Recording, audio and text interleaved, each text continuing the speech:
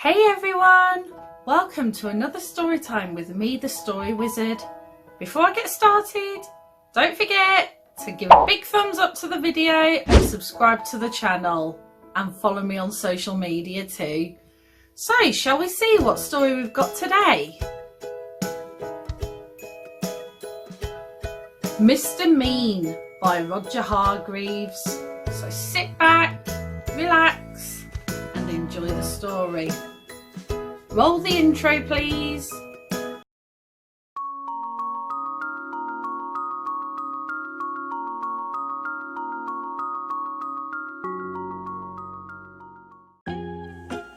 Mr. Mean lived up to his name.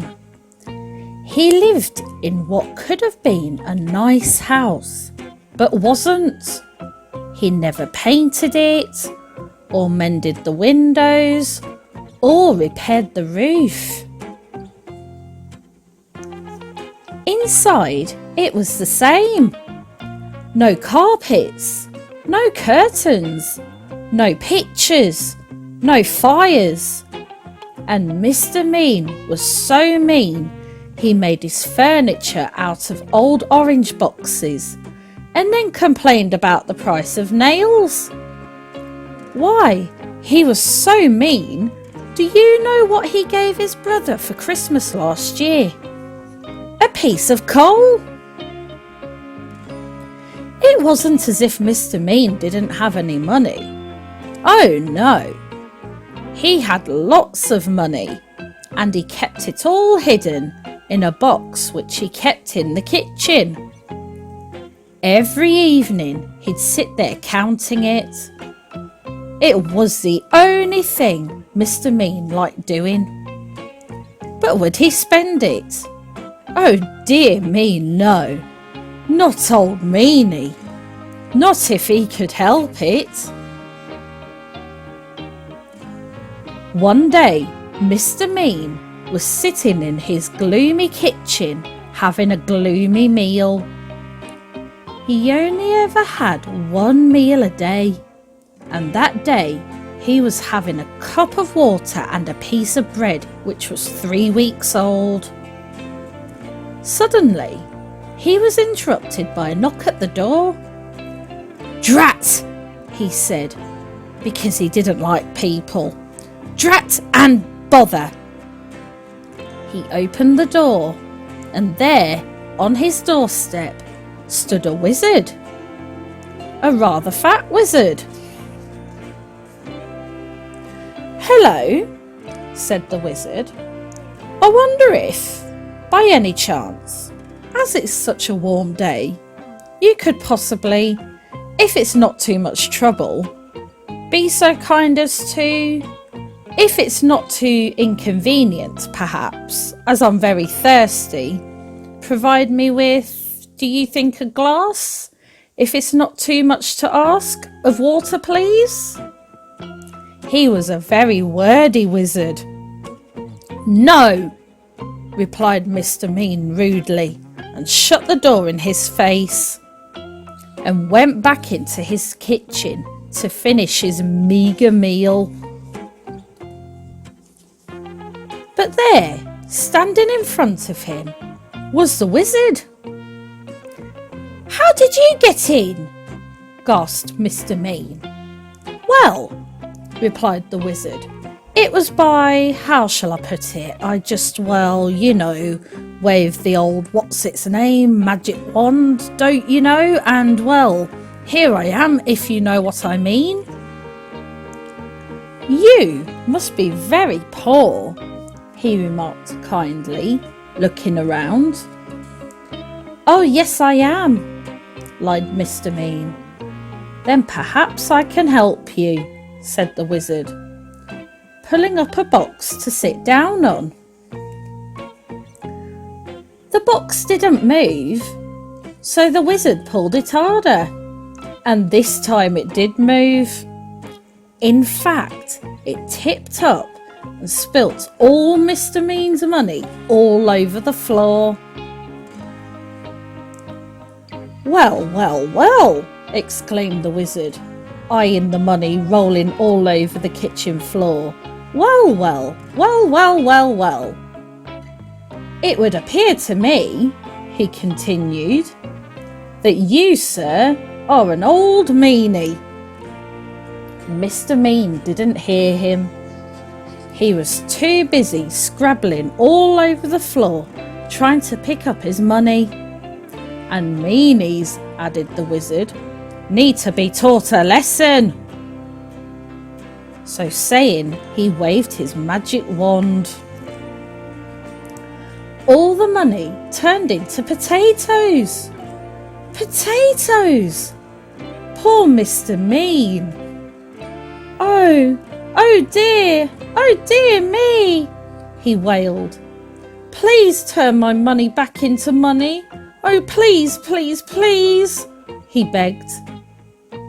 Perhaps, replied the wizard, but on the other hand, taking all things into account, by and large, things being what they are, on the face of it, perhaps not. However, continued the wordy wizard, if you make me a solemn promise never to be mean again, then I will turn your money back into money. But, he added sternly, if you are ever mean again, then it's, how can I put it, then it's potatoes for you, my lad. If not other vegetables as well. Then the wizard had the glass of water he'd come for in the first place, except that it was a cup of water, because Mr. Mean didn't have any glasses. Then, with another wave of his wand, he turned the potatoes back into money, and, with another wave of his wand, made himself disappear. Stupid wizard, murmured Mr. Mean, picking up all his money. The following day, Mr. Mean decided to walk into town. He never took the bus because that cost money. On the way, he met an old washerwoman carrying an enormous bundle of washing. Please, kind sir, she asked, could you possibly help me to carry this washing? It's so heavy. No, replied Mr. Mean. It's your washing, you carry it. But as soon as he'd said that, he felt a tingling in his nose. Mr. Mean's nose turned into a carrot. Oh no, he gasped. The old washerwoman chuckled. And then Mr. Mean remembered the wizard's words. Yes, yes, he cried in a panic. Of course I'll help you. And he carried the huge bundle of washing to where the old washerwoman wanted. And the carrot turned back into a nose, and off he went. The old washerwoman chuckled again and turned back into the wizard. It had been him all along. On his way into town, Mr. Mean passed by a cottage garden. In the garden, there was an old man chopping wood. He saw Mr. Mean going past and called out. Excuse me, he called. Could you give an old man a bit of a hand, young fellow me lad? No, replied Mr. Mean. It's your wood, you chop it. But as soon as the words had passed his lips, guess what happened? His ears turned into tomatoes. Oh no, he gasped. The old man chuckled, and Mr. Mean remembered the wizard's words. Yes, yes, he cried. Of course I'll give you a hand. And he chopped and chopped until all the wood was cut. And the tomatoes turned back into ears, and off he went. The old man chuckled again and turned back into the wizard. He was teaching Mr. Mean a lesson, just as he'd promised. Eventually, Mr. Mean arrived in the town. There was a little boy crying because his ball had got stuck on top of a wall. "Please, sir," cried the boy. "Please, sir, could you reach my ball down for me?" "No," retorted Mr. Mean. "It's your ball. You—" Then he stopped. There was a funny tingling feeling in his feet. "Yes, yes," he said hurriedly. "Of course I will."